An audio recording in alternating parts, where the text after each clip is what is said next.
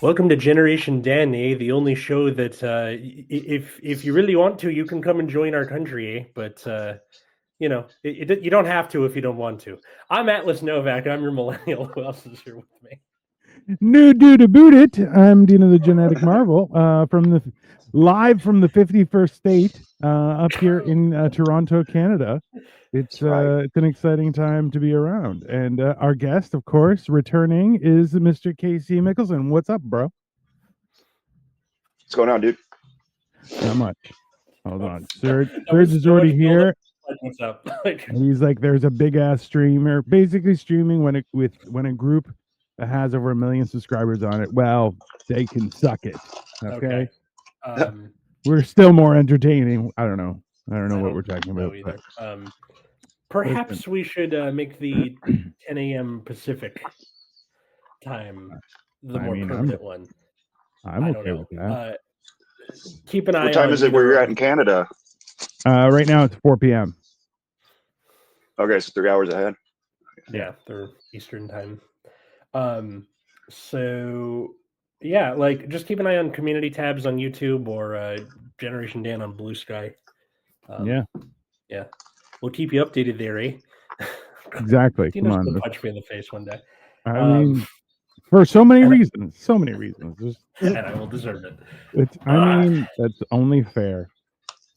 So today on the show, after Donald Trump won the election, there was much talk of the western states of the U.S., California, Oregon, Washington, and then also Minnesota and Illinois for some reason, joining Canada. Wait, I was wrong. This happened in 2004 after John Kerry lost.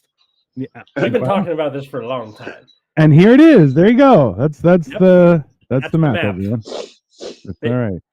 Like after John Kerry lost in 2004, there was like this map floating around, like, oh, we can join Canada, and then the red part can be Jesus land. That's basically what it is. It's a 20-year-old we've always been game. Yeah, welcome, Lily. And no, Ruby is not here today. So we've always been drama queens, is what you're saying, Atlas? Yeah, totally, basically. Definitely. Yeah. I mean, that's fair. You know, and like realistically, we're talking about areas that have encouraged sightings of things like Bigfoot. Also, you know, listen, I remember like the day after the election, I texted Atlas and I was like, hey, how are you doing? He's like, I'm not okay. I'm worried about people in my life. And I'm like, hey, man, no one's going to go into your house and take your rights away. Just calm down. It's not a big deal. Everything's going to be fine, you know? But like at the same time, yeah, come on over to Canada. It'd be great. You have fun. Especially because I can get Rush T-shirts for a discounted price instead of having to pay for. Absolutely. Welcome to New Canada, eh? That's what I'll say. We'll trade you tacos for poutine. That's exactly what I was thinking too. You know that? Just because I'm like, listen, good poutine is good poutine. But good tacos, like even bad tacos are still good tacos, but like tacos are up there with pizza where you're going like even bad pizza still is okay pizza. Yeah, it's all right. Bro, there was 1 week in my life where I lived off tacos the entire week. Tacos for breakfast, tacos for lunch, tacos for dinner, Monday to Sunday. And you know what?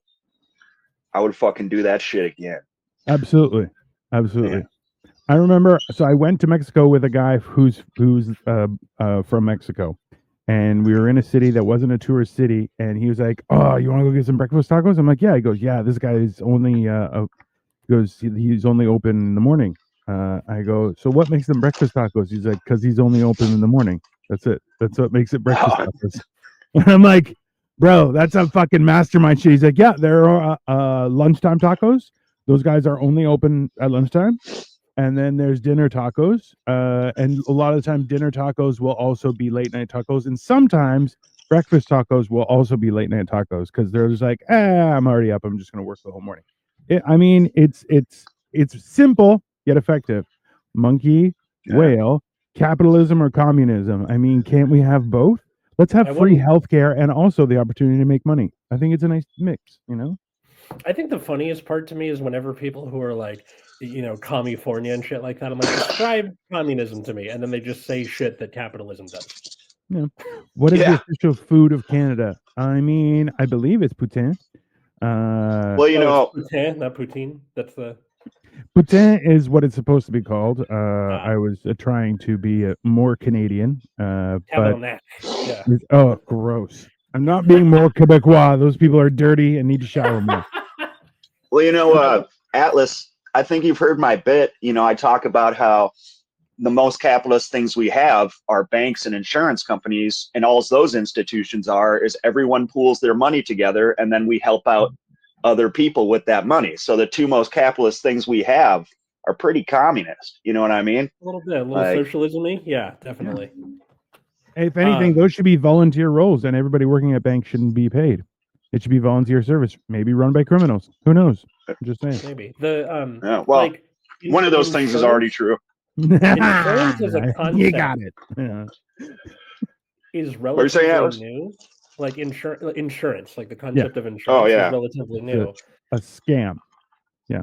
No, like after the Great Fire of London, a lot of people are like, hey, wouldn't it be cool if we all paid some money into a big pile for if this happens again? Because like 2/3 of our city is missing. You know who said that? Poor people. Rich people are like, I'm just going to move out of the city. This seems chaotic. I don't want to have this shit to happen again. I'm out. Yeah. His name was Nicholas Barbin, and he was like a super rich guy. He also arguably invented the mortgage. So not a good person. He was not. I feel like, hey, he's the next worst guy to the guy that put lead in gas, basically. Like that's So he's like, I'm responsible for mortgages and insurance companies. Yeah, that's next. The worst guy is the guy who put lead in gas and created CFCs for aerosol bottles. Basically, all roads go back to the British, man. Basically, I see. Jimmy Carr had a really cool idea. Was the idea that like the Roman Empire never actually fell; it just became the church. And then like the United Kingdom never fell, it just became a bank. And now you have the United States, which is its time has come, and it's going to turn into a war machine because that's what it can do. Arms dealer. Basically. And you're going, so now you have three monsters. You have the church, you have the Bank of London, and finance in of itself, and then you have a war machine. And you're like, congratulations, we're one step closer to Skynet and a world government that'll ruin everything. I mean, pick your poison, but both will kill you. I don't discount the fact that for a time being, the Catholic Church was pretty much a government because they were like the only institution like running Europe, and so like there was a blurred line between are they the government or are they just the church?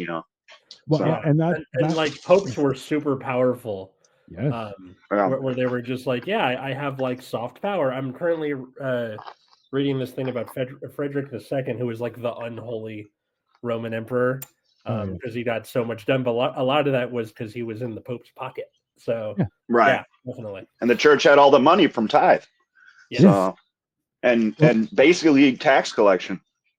The whole idea that churches don't pay taxes in and of itself is ridiculous, right? But wait, is that a thing in Canada too? Yeah. Damn. It's a thing that it's almost worldwide. Really? So there are some places where they do pay, but they'll get a reduced rate because it's a church. Or instead they bribe local officials and then they don't pay. That also works. But viable. It's like in the end it's dirty money, right? Like there's no question about it. Do y'all have pets? I have a cat. He hates me. I hate him. It's a loving relationship. Kitty. My roommate has birds.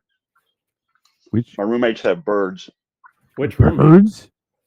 Colin. Really? How many birds? Didn't know Colin had we got a bougie, which is a or a budgie, whatever they call them, but I forget what the name of the bird is. It's one of the common ones that people have. Parakeet.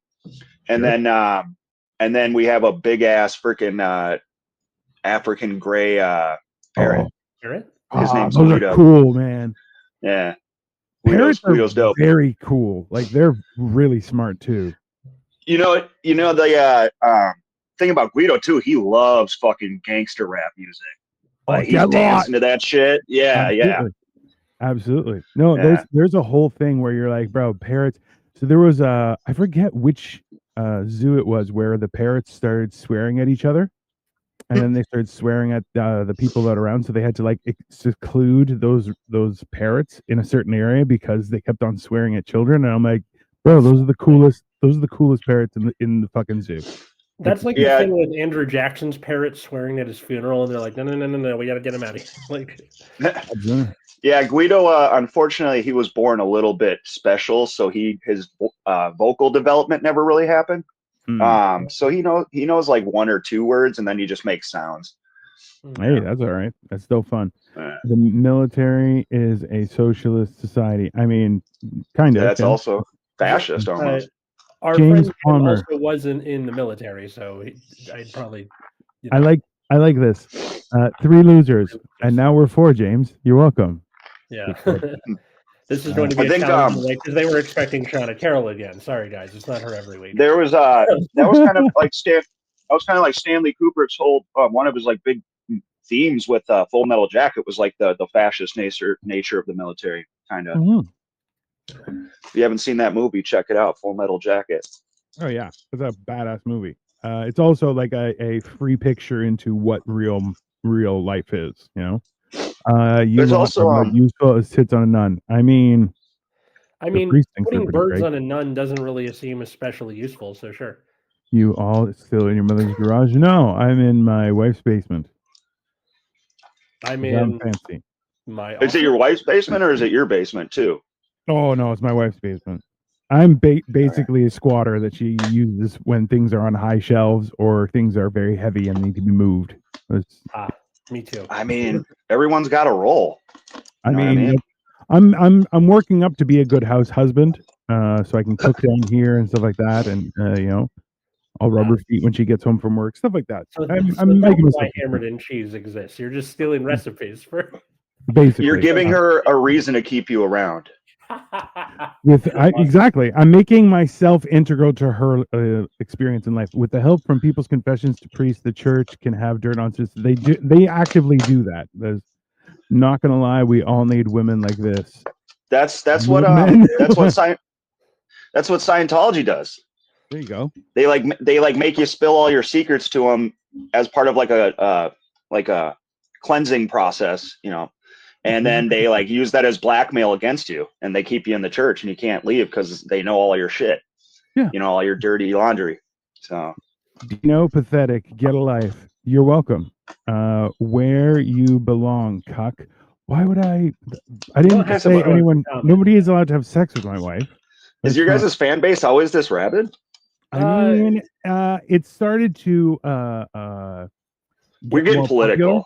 Yeah. Well, no, it's we've been more out there recently, and sure enough, that welcomes all viewership. Idiot. And please make sure you like, share, and subscribe, because you know what? Oh, they're gonna love that. Ruin your day. I'll ruin someone else's. They're gonna love the topic of conversation today. Then. I mean, that's fair. Here's from Mississippi, Old Wise Lion. Have you seen Elon Musk this morning in Costco? No, that sounds entertaining. Greetings from cold Mother Russia. I would like to know what it's like now that Trump has become president. Basically, he came into our homes and he chopped off everyone's genitals. And he said, "No, that's it. All your reproductive rights are gone." That's basically what happened. It's like that SNL sketch where Ariana Grande is the little boy that they castrate so he can keep his high voice. Everyone's got like that weird bowl cut now. Yeah. Room, not even you. Thank you, sir. I appreciate you. Man. You know, Trump wasn't kidding about that day one stuff though. He like signed like 200 executive orders or something like that. Like he was like, yep, Department of this is gone. We're shutting down these agencies. That's over now. Did you guys I'm hear guessing that the Project 2025 people were like, all right, let's queue these up. They had it already. They do for any incoming president, but like, but it was like, yeah, we're everyone knows he wanted to leave the World Health Organization, but he was like, health agencies don't report your shit. Stop studying, viruses and shit. And he's like, and then also you can't tell the public if there's something wrong. And it's just like, all right, like, why are you doing that? Like, well, because he doesn't want to be on the hook for another pandemic. Immediately it came up to, that's a weird way of saying that. Oh, son of a bitch. That's I mean, you can find the political his political motivations for doing some things, but then there's other things he does where it's just kind of like, all right, I guess we'll get rid of the Department of Health. Let's do that. I don't think anybody hates. I've heard some weird things. I've heard some weird things too, that apparently you can't preemptively pardon people. So quite a few people have received pardons preemptively from President Biden, and apparently that's not allowed. You're talking Biden. All right. Oh, like his family and stuff. Yeah, and I was like, that's weird. That's a law. It's like, yeah, you can't preemptively pardon people that haven't been charged, but also, I want to know what he was pardoning them for. Yeah, probably because he would they would be targets for. Yeah, that's what his like stated motivation was that he was like protecting these people in case they become political targets and Trump wants to go after them or something like that. That's why he pardoned them. So, very weird. Wasn't I'm horrified at how you live when every person can say that they are a table, a cat, or something else. They must be a man and a woman, and they have children. I mean, yeah, it is weird, but we also live in a weird time. Well, it's the whole illusion to everyone being able to identify as, zippity doodah or whatever. Yeah. And the thing is, though, is that there's a lot of people who also, they do have mental health issues and need help, right? So, I don't know. It's a very weird thing. And at the same time, you're like, I don't feel like anyone should be, should feel, horrible about being who they are. But at the same time, yeah, it's weird. There's also like, I always joke about like, but it's perfectly okay for like corporations to claim they want to identify as human beings back in the early 1900s. Right. That got passed. See, and that's why you're going, no. A corporation is a corporation. It should not have, the ability. But according to them, they're an individual human being, so they should be taxed and regulated as such. It's very peculiar. That's the thing is, like, the more and more we get into stuff, the more and more we realize you're like, so this isn't the first round of the public being screwed hand over fist, left, right, and center, And it's like, that's been happening forever. You're like, okay, good to know. Good. It's just been getting worse and worse and worse and worse. Good to know. It was, honestly, it was the current decline. If you want to say America's in decline, there's arguments that it's not in decline, but our current trajectory, I feel like, started after JFK got killed. Yeah. And then it was like that led us to today, basically. But America's been and then Nixon, taking us off the gold standard and things like that. So Nixon taking us off the gold standard, Ronald Reagan doing. Oh, and then Ronald Reagan's just entire presidency. Also true, right?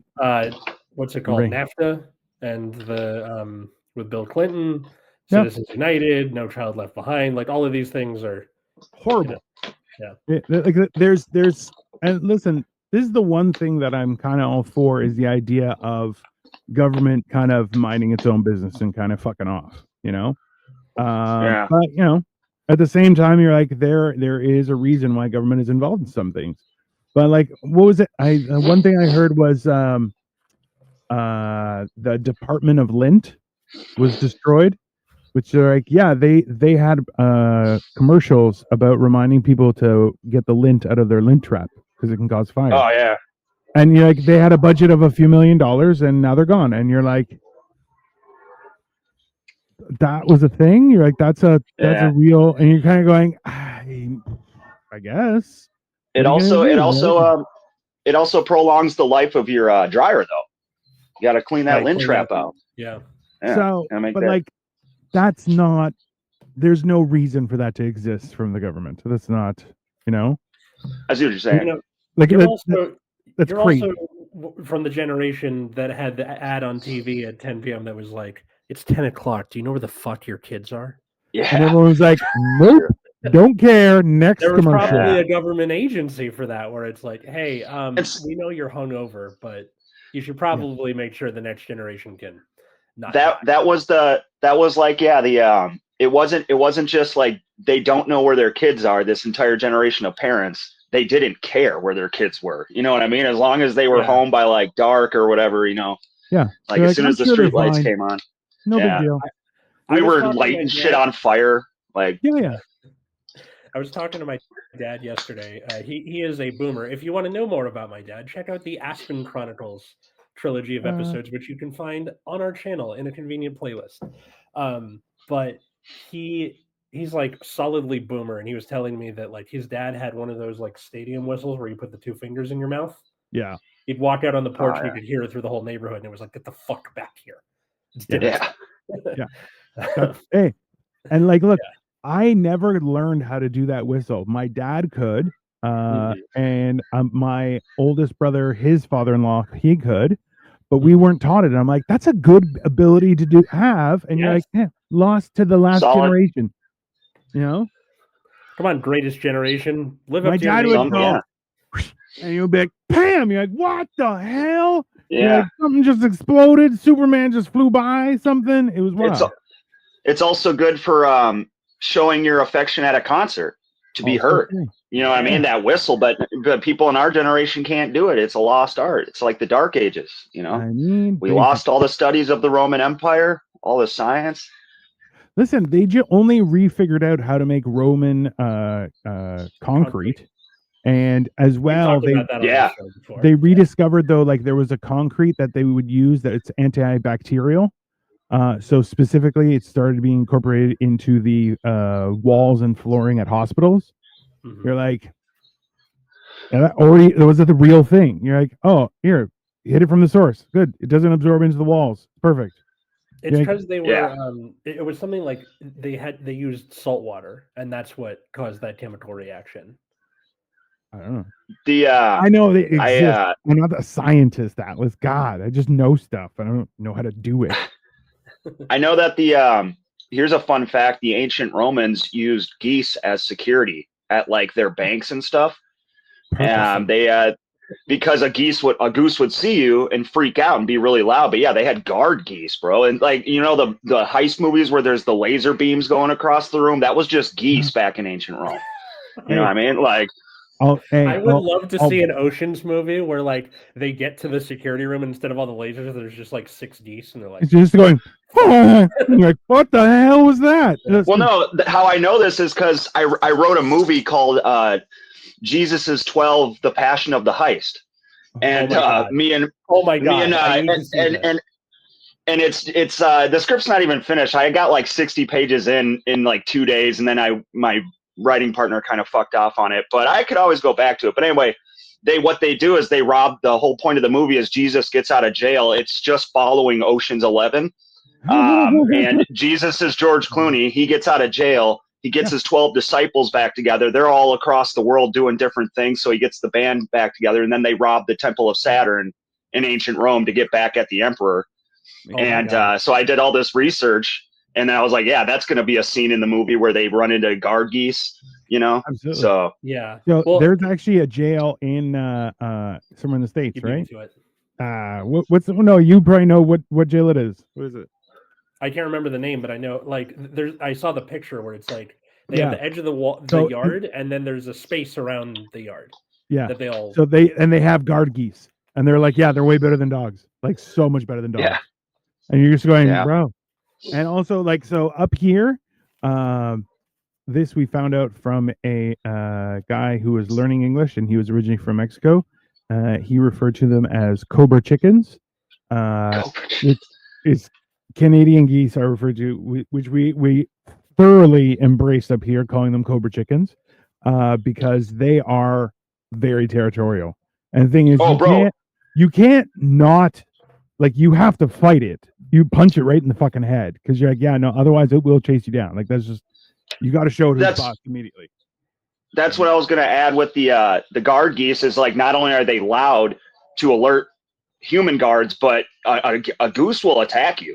Oh, you know what I mean? Like, and they're not to be effed with. You know, like they'll bite you. They will bite you. You know, and they like no, they are not nice. They are not nice. They are not cuddly things. See, and now here my wife is like, no, seriously, let's get some geese for our backyard. We're not getting geese for our backyard. This is ridiculous, Victoria. No, I wouldn't domesticate. You don't have to buy them. I wouldn't domesticate geese. I don't think so. I don't think that's a good idea. And also, it's not like they're gonna lay eggs all the time and stuff. Like, it feels like a waste. Just, you know, you have a geese sanctuary or ducks. I would probably have ducks, but I need like I should have chariot races with ducks. I think it'd be fantastic.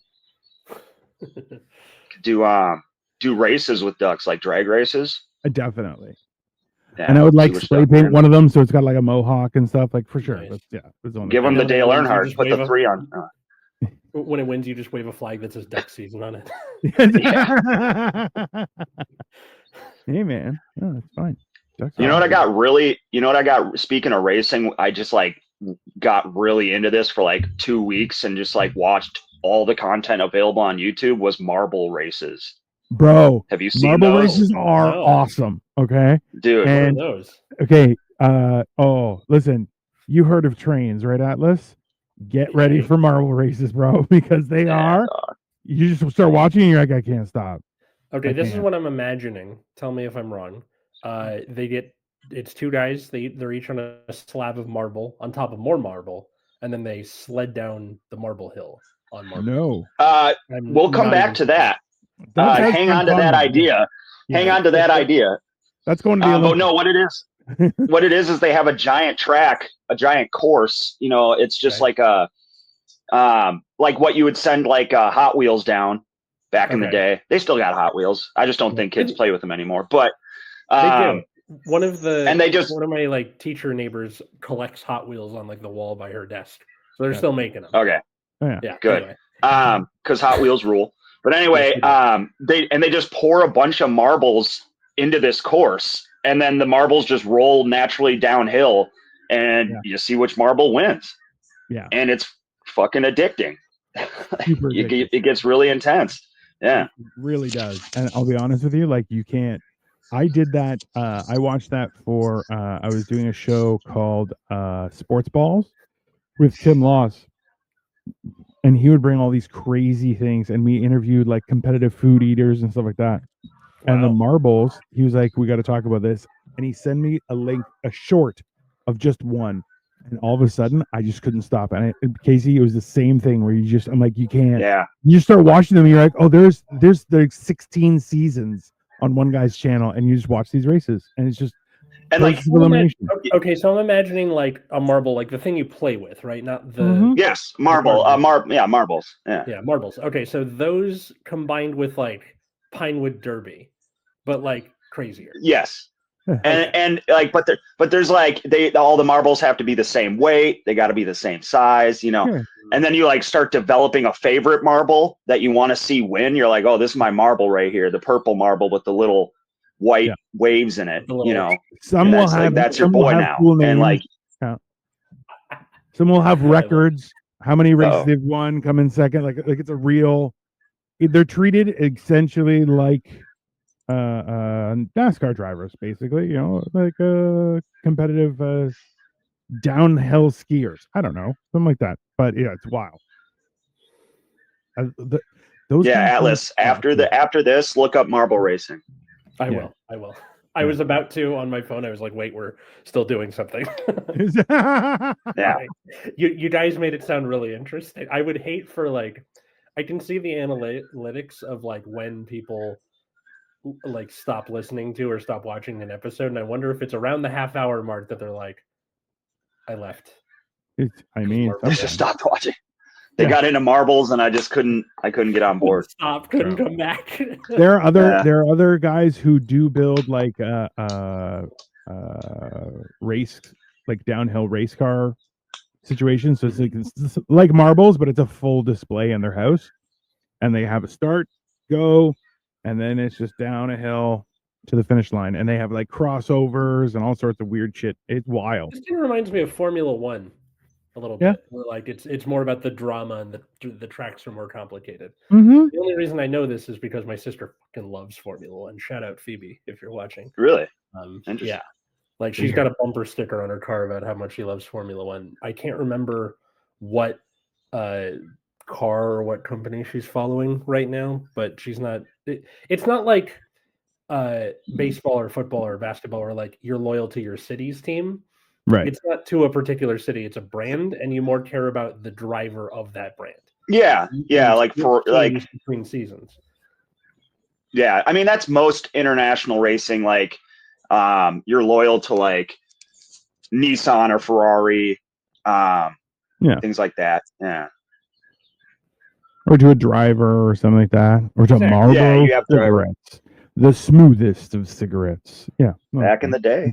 I mean, listen.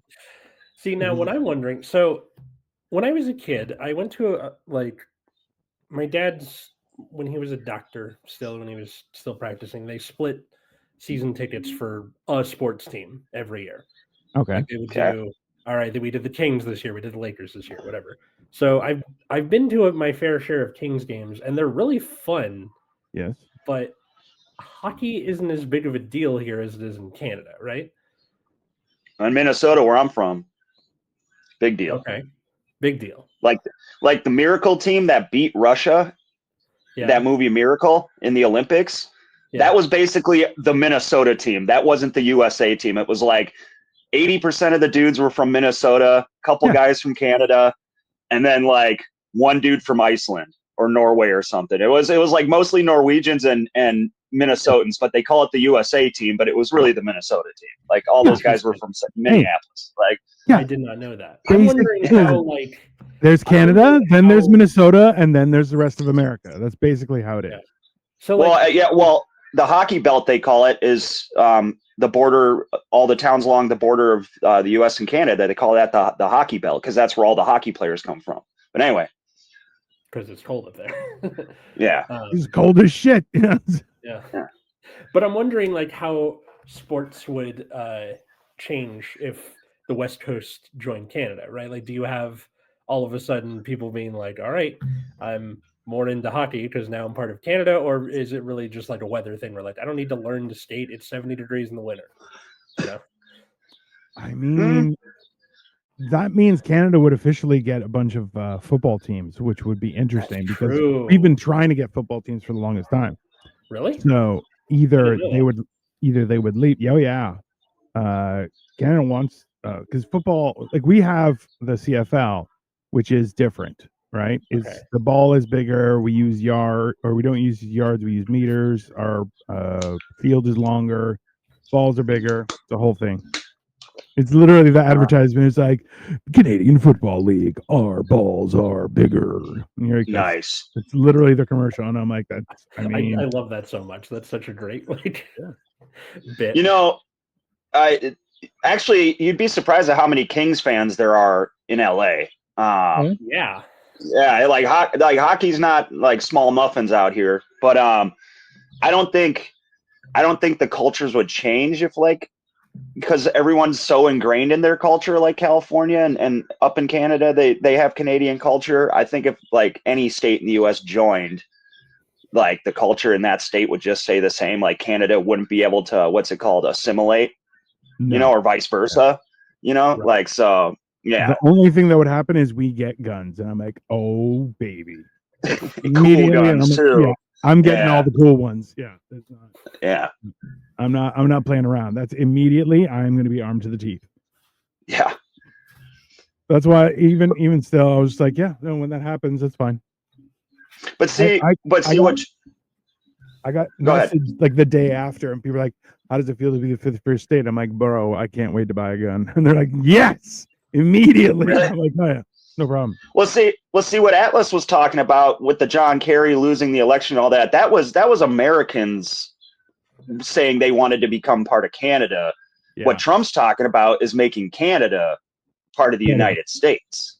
I'm in. You know, so you're in. But, I'm in. But you also have a bunch of people like that map is making the rounds again because they're like, why don't we just leave? Or there's the thing with after the wildfires here in California. Fun fact: it is currently or was pissing rain when we started. Yeah, it's raining. I'm of the opinion more so that instead of everyone joining, I think we should have a dissolution of the republic and what is also known as Canada, and everyone just goes to provinces. That's it. Provinces or states. That's it. No more federal. It's all gone, and just see what happens. Then you could have a shit show. Okay, Thomas Jefferson. We'll get right on that and see. Yeah. But the like a lot of people on the West Coast now that he's like, we'll give you federal aid, but with strings attached because you're a blue state. Yeah. There's a lot of talk, especially in like the California subreddit, where they're like, why don't we just fucking leave? If they're going to be this mean to us and we give so much in federal aid, fuck them, they can rot. Yeah, there were people. See, this is I always. Yeah, sorry. Go ahead. No, go ahead. I was going to say I always jokingly call Canada America's suburb.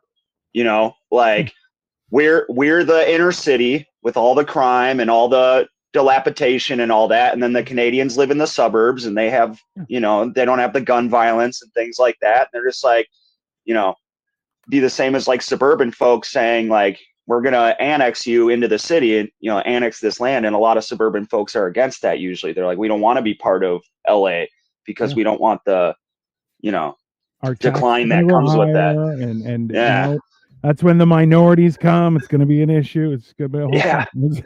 They don't say that part out loud, but that's what they're really getting at. You know what I mean? Like, So this is the thing is, so where I grew up, there was a large Indian community, and a short ride away was another city, and it was like we referred to it as white and bright, if you know what I mean. And one guy went there, and he was in the market for a new car. He went to the Volkswagen dealership, and then the guy goes, "Hey, I noticed there aren't any buses." And a guy's like, "Oh yeah, no, we don't have a fully functioning transit system." Like, how come? He's like, "Well, that's when the immigrants come." And you're like, "Oh, get the fuck out of here, bro." Oh, cool. Yeah, I'm gonna go. I'm just gonna get out of here now, because it's like this is what's the whole idea is people leave the city because they have the luxury of doing that. They don't have to deal with city problems, right? That's the idea. Yeah. But with that becomes you have this little bubble where you're like, oh, I know everybody in my bubble, and everybody in my bubble knows me, and we're all happy, hunky dory, and nobody sells, and everyone stays here, and we raise our kids together, and everything's fine. That's not life anymore. And we never learn anything new, and all of our food is tasteless. Yay! Everything's boiled for some reason. It's fine. But you know what? Our property values are going to go up, and they're just going to keep going up, and we like that.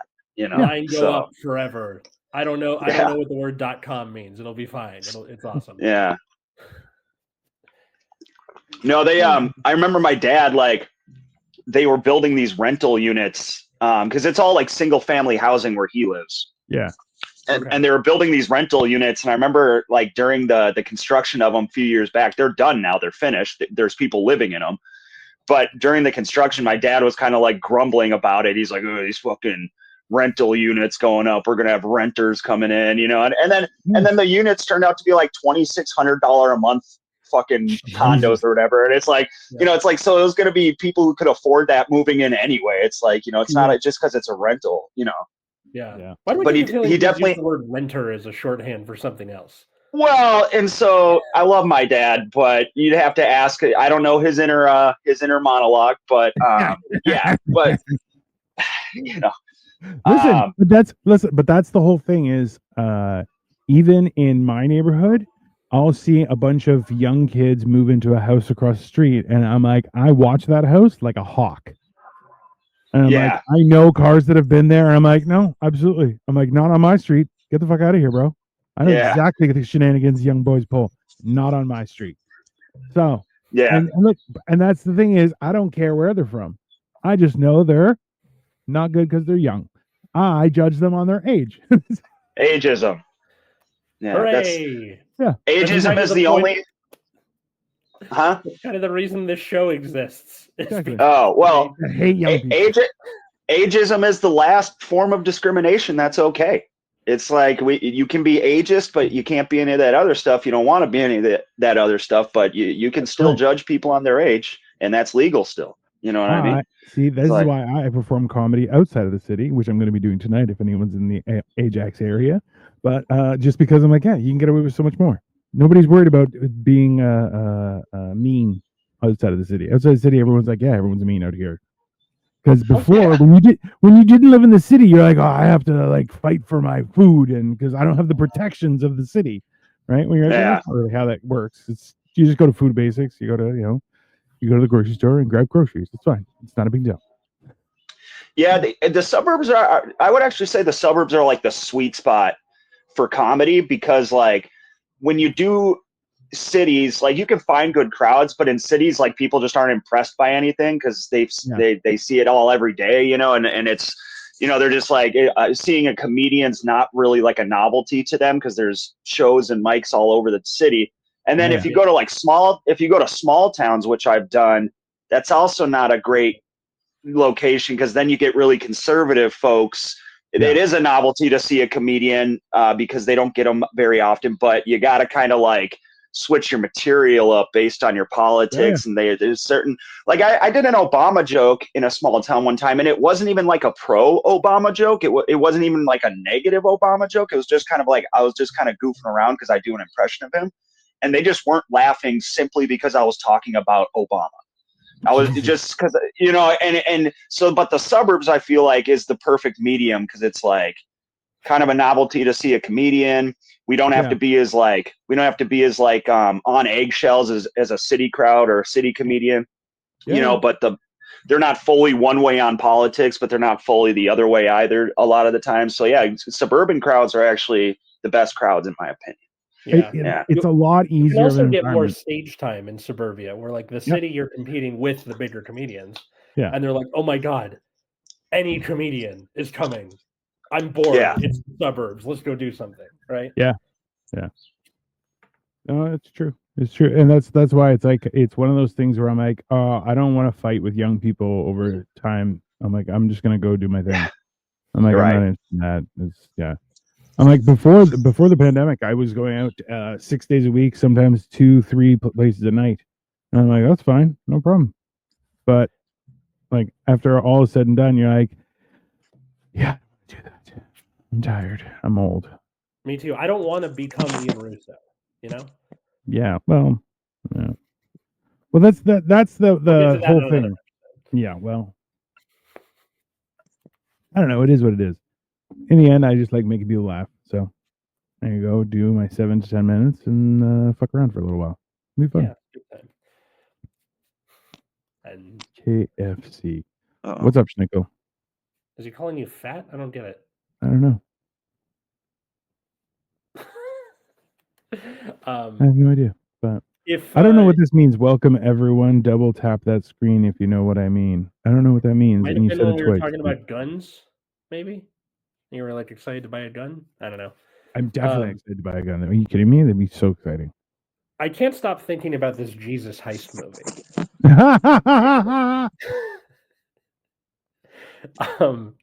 I need to see this, and I'm interested in the idea. It is wild. It is. I think I lost my headphones. Oh. Okay. Hang on. Like Casey's been another way. Wildly you guys quiet. Keep talking. Oh, okay, I was gonna say because I was trying to address Casey directly. Yeah, I know. I need to see this movie. It should be KFC. So, yeah, should be KFC. Funny. Just hilarious, Schnickel. Hilarious. Better? Super quiet. Oh, Dino, what's your what's a premise that you've never made into something before, but you think would make a good either movie or TV show or something? Oh, Talking to me? Well, I was talking to you, and then him. I said I can't stop thinking about this movie. Yeah. Oh, Jesus is 12, the Passion of the Heist. Yeah. I could send it to you sometime, Atlas. It's not finished, but I think all the jokes are great. I think like the plot I have so far is pretty good.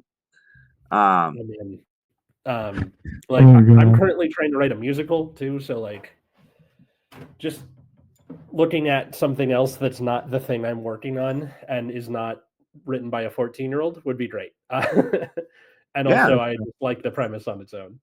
Text me your email when we're done. I'll shoot it over to you. Yeah, I'm not worried about it leaking or anything like that because it's never gonna get made. Like nobody's gonna make Jesus is 12 like it's just so sacrilegious. The whole movie's just there's like gross out gags and like in the beginning Jesus is in jail and he's like hustling people in fights. Like he's doing bare knuckle boxing and he's like hustling for money, like pretending he's not good at it and shit. It's yeah. I love the idea of like that scene from Sherlock Holmes with Robert Downey Jr. where he's doing the like, this is how I'm gonna kick the shit out of the guy, but it's Jesus doing it because he's the Lord or something. I don't know. See, I would go a different way and be like, so there was times when he like touched a leper and he was healed. He spit in a blind person's eyes and he got his sight back. And I'd be like, yeah, actually, it was his tongue. He had a magical tongue, so he had to lick people constantly. And nobody wants to talk about it. But you're like, yeah, it was weird, but that was the thing, you know. Jesus, I think I'm gonna back. Oh wait, what's this person saying? He says, not prejudice. I just despise ignorant arrogance and foolish, stupid people of every type. If you aren't educated and I don't mean college, you aren't contributing nothing to make it tomorrow. Better go. Yeah. Why don't people in Hollywood make Muhammad comedies? I've watched them mock Christ my whole life. Oh, that's because they'll get because Jesus is allowed to be depicted by the religion. Like you have depictions of Jesus everywhere, like little crosses. People are hanging around their neck. You have the like little paintings of Jesus, whereas Muhammad, like we kind of don't know what he looks like, so it's hard to do that. Like South Park is the closest we've gotten, and they got like raked over the coals for it. Well, and realistically, that's by design, right? If you produce an image of Muhammad, then there's a threat of punishment for such a depiction. That's why. Whereas Christianity is like, oh, turn the other cheek, everything will be fine. That's not my form of Christianity. I follow the Jesus that went into the fucking temple and flipped the tables over. That's the one, made a whip and started hitting people. That's my Jesus. They did that already. It was called the Crusade. It didn't go great. it went spectacular. The first time. The rest of the time, they attacked Venice. What were you saying though, Atlas? When my headset was for some reason it switched off of Bluetooth. Gotcha. Oh, that's always nice. I want to see this script just because like I want your adulation is what I'm saying. My adulation. Well, yeah. I want to read writing that someone's excited to be doing that isn't written by a 14-year-old. Why are you not excited? Well, it's. Are you saying you're not excited? Oh.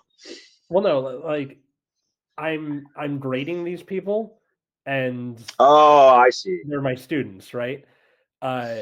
So it's a little different where I have to be like critical on purpose and not just because I want to enjoy the thing and maybe become a part of it. Okay, that's also fair.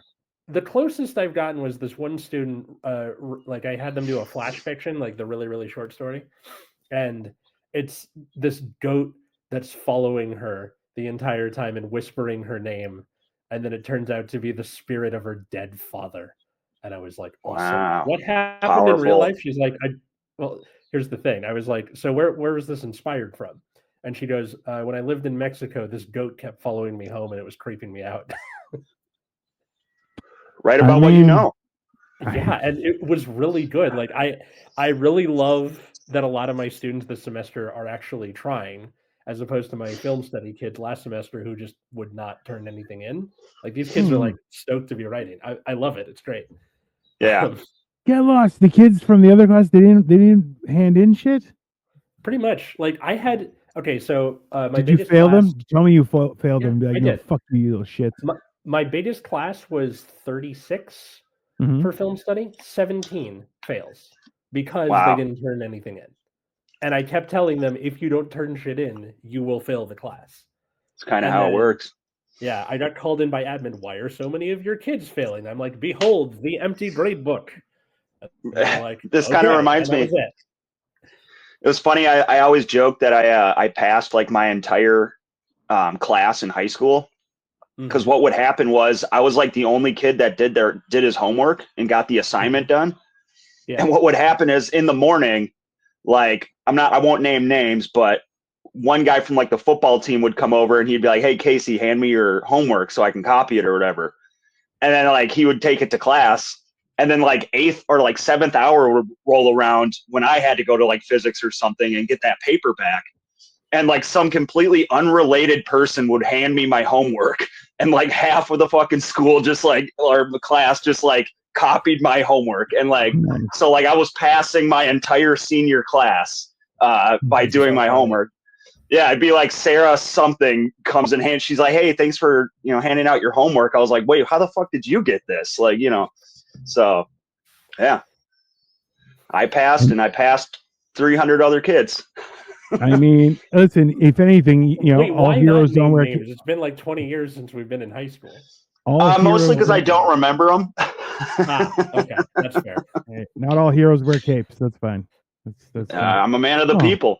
There you want to talk about you want to talk about communism? Here, Chief. Christians can't be Freemasons. That's false. Freemasons are a demonic occult. That's also false. Okay, congratulations, Chief. You're false twice. Well, also you got the word wrong. Occult is an adjective. Cult is the noun. So you would say demonic cult. And Cult of Personality is a song by Living Colour. And is a great, fantastic song, and I love it very much. It's a good, awesome song. A banger. Yeah. Yes. I need to listen to more of them. I realize I only have the one song. I haven't checked out any of their other stuff. Love Rears Its Ugly Head is a good jam. Yeah, they got, if you go into their deep cuts, they don't have anything that like touches Cult of Personality. That was just like, there's a reason they call it a one-hit wonder, but their other stuff isn't even like that song. Like it's kind of like softer rock, I guess. But I like a good soft rock. Yeah. Yeah, you'll be surprised. You're like, whoa, this is like drastically different than Cult of Personality. But like, yeah, Cult of Personality, they just, when they wrote that song, or whoever wrote it for them, I don't know. But yeah, they were just on one with that jam. And then they kind of just the meme where the guy is writing on the paper and it's catching on fire. Like, yeah.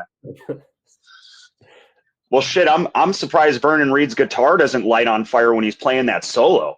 Like in that solo in that song, or both solos, but that's just like one of the fastest solos you'll hear. He's just playing blistering notes but everyone hates that solo. I think it's like the definition of rock and roll, because it's noisy, it's chaotic, it's loud, like, yeah.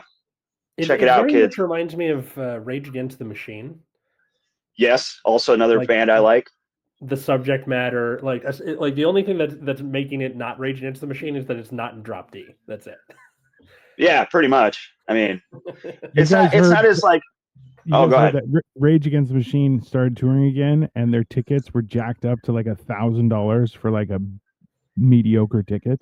And it was like, wait, how recently are you talking? Like 6 months ago. Oh, so I had tickets to that tour. They, yeah, we paid $137 a piece. Ridiculous. Yeah.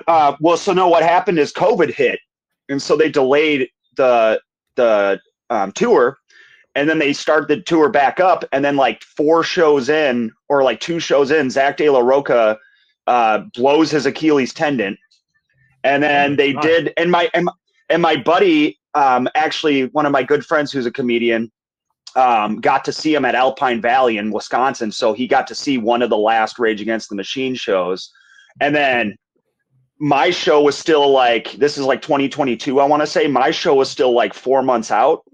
Yeah. And then they announced that he can't go on, even though they did a few shows with his blown Achilles tendon. He was just sitting on a speaker they decided like he just can't go on with the rest of the tour, so they cancel the shows. Rage Against the Machine disbands, and they probably aren't getting back together again. But I was like, man, I got screwed. Like I was like 4 months away from that show. Like who's the head guy from Foo Fighters? David Grohl. Dave Grohl. Yeah, he broke his leg middle of the show. Yeah. Bandaged it up or play it in a wheelchair. Bro, Rage Against the Machine is just all talk bullshit. They're I'm so disappointed. I think apparently it's part of the aesthetic, right? Like you have to, if you're Raging Against the Machine, if you're doing it in a chair, it really doesn't have the same genesis. No, he's got to be jumping around, and he did complete that show, and then he did, like I said, they did like I want to say like 12 shows after that, but yeah, like one, it would have been kind of lame to see him and he's got to sit down the whole time. Mm-hmm. But yeah, but two, I think a robot wheelchair with all the money they have, yeah, one that dances for him, like come on. I guess he blew it, his Achilles tendon, he blew it so bad that there was only like 10% of it left. And his doctor said, like, if you keep touring, you might be in a wheelchair or using crutches forever. And so like he just like cut the rest of the tour. Yeah, something like that. It was like doctors are dramatic. So right. You know. Yeah, that's true. I mean, well, you look at athletes, they blow that nowadays with, all the money and medical technology, like a torn meniscus in the NBA, you're only out for like 2 months now. That used to be like an entire season back in the 90s. You know what I mean? Like when you have the best in the world at your disposal. So I was surprised with all his money and like all his access to high end healthcare, they weren't able to do some sort of experimental surgery or something to get him back on the road like fairly quickly. Like he must have just junked that up real bad, because athletes come back a lot quicker nowadays, Yeah. I wonder, like, I was reading some thing about like Renaissance Italy, and they were talking as about, you do. as you do, they were talking about these two guys, the Medici, who were like this really influential family in Renaissance Italy, and they were talking about there was a plot to kill them in church, and one of them almost didn't go because he had sciatic pain, and they're like, you need to remember that for the longest time, being healthy was not the default. Like for us, like feeling okay and feeling healthy is the normal, and then sick is the offbeat thing. Right. But before the 1950s, you were just kind of a little sick all the time with something. Yeah. Or you had some leg. Some sort of infection. Yeah. You're just walking around with gout or something like that. I have done that. It is not fun. That's fair. Yeah. Yeah, gout sucks. Yeah, gout's not great. I love Kyle Kinane's bit about gout when he got it. I haven't heard a lot of Kyle Kinane, to be honest. It's good. Okay. I've seen him. Yeah. Just the wacky shit of like, how do you get gout in the 21st century? Yeah, I think I know this bit. Yeah. He's like saying like it's an old timey disease. Oh, yeah.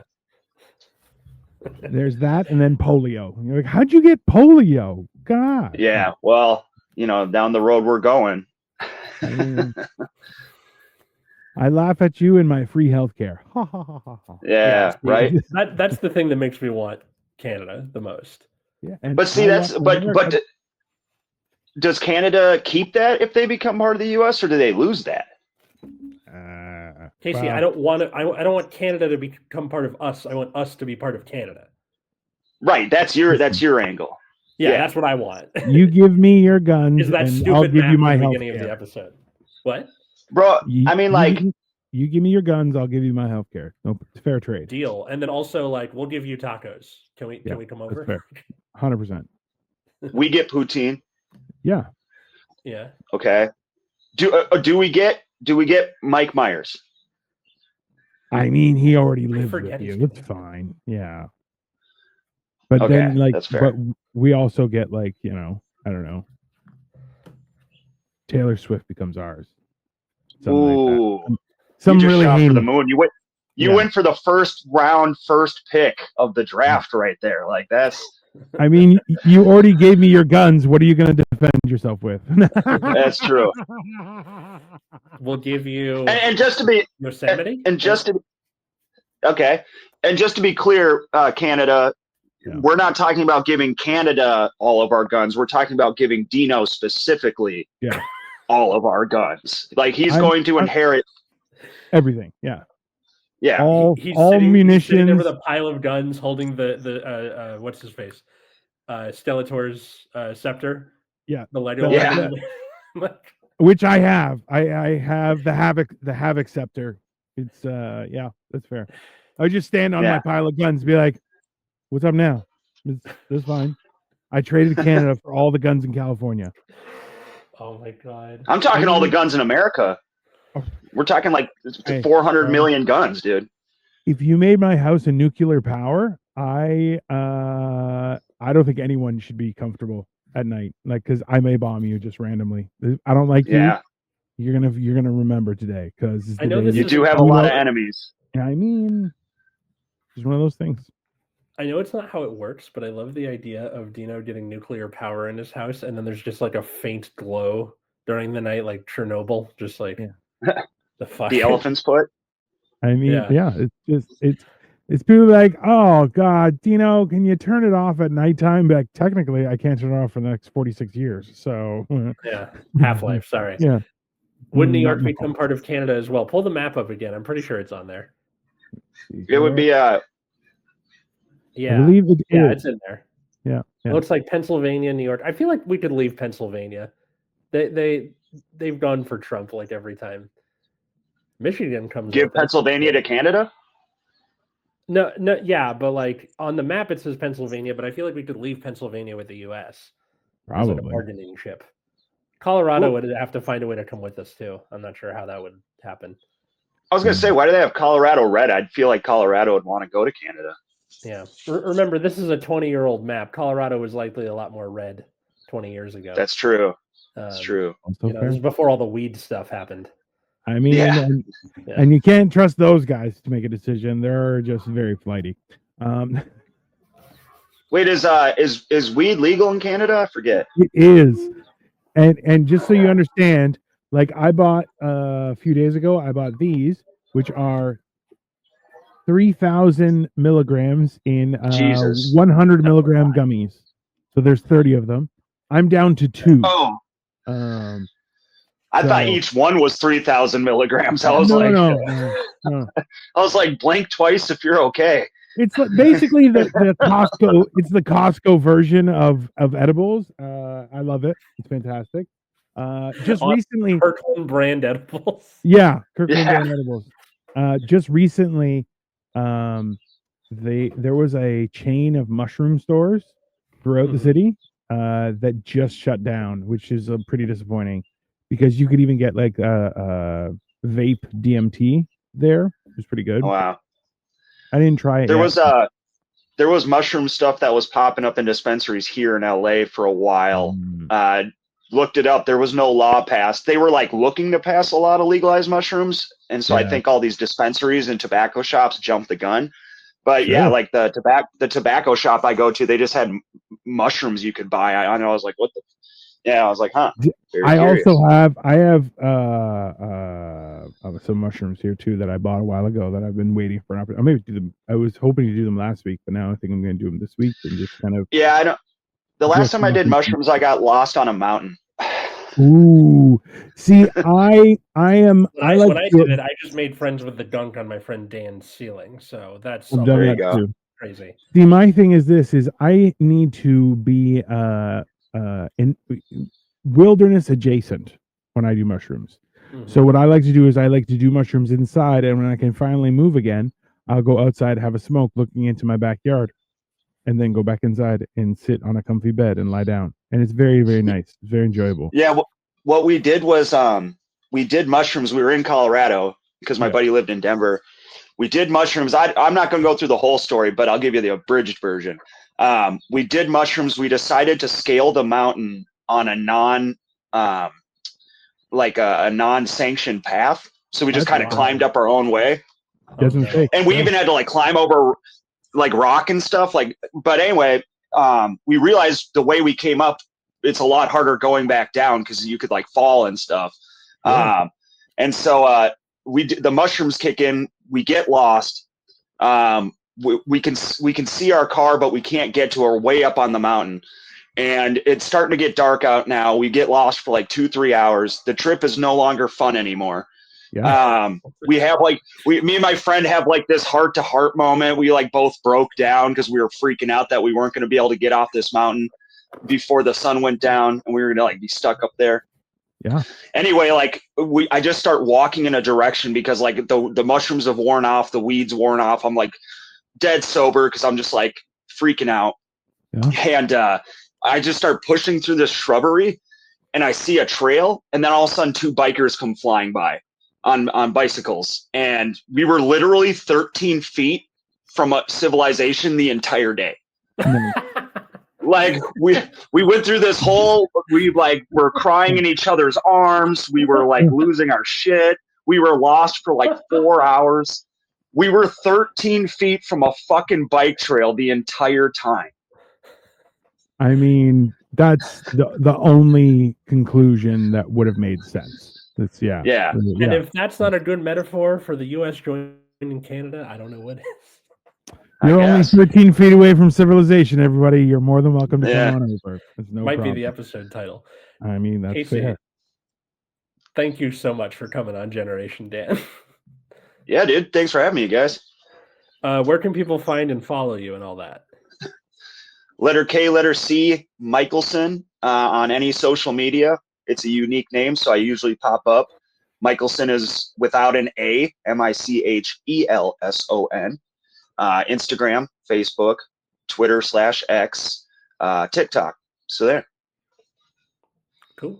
You can follow us at Generation Dan pretty much fucking anywhere. On Blue Sky, on YouTube, on Instagram, all of that. You can follow me at Atlas Novack. Wrong hand. At Atlas Novack on all those places too. TikTok, Blue Sky. I nuked my Twitter from orbit. That's cool. Instagram, Facebook, and YouTube. Although it says the Epileptic Comic, still me. And then you can also follow my show about the trading card game Card Fight Vanguard called Nexus at Nights. If you don't like it, that's understandable, and go fuck yourself. Dino, how about you? I just wanted to let you guys know that this picture also gives off vibes of mine teacher. I need the desk from the California boy. I require it for my research. I am doing the Genetic Marvel, everyone. So if you can't even Google me, we're not going to be friends. I'll just tell you that right now. But if you do like my enjoyable hijinks and shenanigans, please make sure you do. I'm currently planking every day for over a minute, and I feel like I might die. Hell yeah. It's been interesting, and people are like, "Are you in your underwear?" And I'm like, "Yeah." And be happy I'm not with my wiener out, because that's coming. Well, you're doing it in your driveway. You should maybe move it inside, you know. I don't think so. I feel like the cold is giving me superpowers. So that's just how that works, everyone. In the meantime, make sure you subscribe, like this. If you want there's something for us to talk about, feel free to mention it in the comments, and we will be back. I'm going to be back tomorrow with Life of Giants, and probably guest. I don't know. Things are going to happen. It's very exciting. Come hang out. We'll see you later. All right. Bye, everyone. See ya.